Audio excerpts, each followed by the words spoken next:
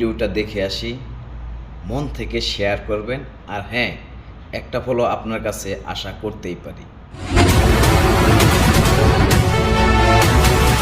Benjamin Netanyahu হয়তো ভেবেছিলেন ইরানকে জ্বালিয়ে পার পেয়ে যাবে ইসরায়েল, কিন্তু খেলা তখনও অনেক বাকি।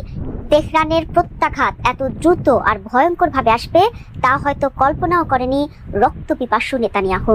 খামেনির বাহিনীর ধ্বংসাত্মক হামলায় দখলদারদের দুর্ভেদ্য প্রাচীর, আয়রন ডোম ছেদ করে একের পর এক আছড়ে পড়ছে বিপ্লবীদের মিসাইল, আর তাতে ইসরায়েলের প্রধান শহর তেল আবিব পরিণত হয়েছে ধ্বংসস্তূপে। ইরানি হাইপারসনিক মিসাইলের আঘাতে তাসের ঘরের মতো ধসে পড়েছে তেল আবিব নগরীর সুউচ্চ ভবনগুলো। ট্রু প্রমিস 4 এর মানববিহীন ড্রোন আর ইরানি সুপারসনিক মিসাইল ধেয়ে আসতেই দিশেহারা হয়ে দিক বিদিক ছুটছে ইসরায়েলি বসতি স্থাপনকারীরা।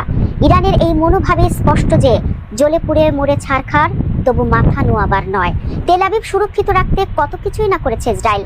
বাংকারে রেখে নাগরিকদের রক্ষা করলেও ইরানি মিসাইল থেকে তেল আবিব শহরকে রক্ষা করতে পারেনি নেতানিয়াহুর সরকার। দর্শক, আপনাদের মনে আছে নিশ্চয় 2025 সালের জুনে 12 দিনের যুদ্ধে তেল আবিব ব্যাপক ক্ষয়ক্ষতির মুখে পড়েছিল। এরপরে যুদ্ধের ইতি টেনেছিল দখলদার সরকার। এবারের হামলায় আগের চেয়েও বেশি ক্ষতি হয়েছে শহরটিতে। তবে কি পরিমাণ ক্ষতি হয়েছে তা নিয়ে এখনো কোনো তথ্য পাওয়া যায়নি। তবে এতটুকু সত্যি যে এবারের যুদ্ধ সহজেই থামছে না, তা স্পষ্টই বোঝা যাচ্ছে। ইরানি বিপ্লবী শাসনের অবসান ঘটাতে দীর্ঘদিন ধরেই ছক আঁকছিল আমেরিকা ইসরায়েল। সেই মাহেন্দ্রক্ষণ আসে শনিবার সকালে। দুই মিত্র জোটবদ্ধ হয়ে তেহরানে ধ্বংসযজ্ঞ চালায়। গণমাধ্যমে তথ্য বলছে, খামেনি ও ইরানের শীর্ষ নেতাদের সন্ধান দেয় আমেরিকার CIA।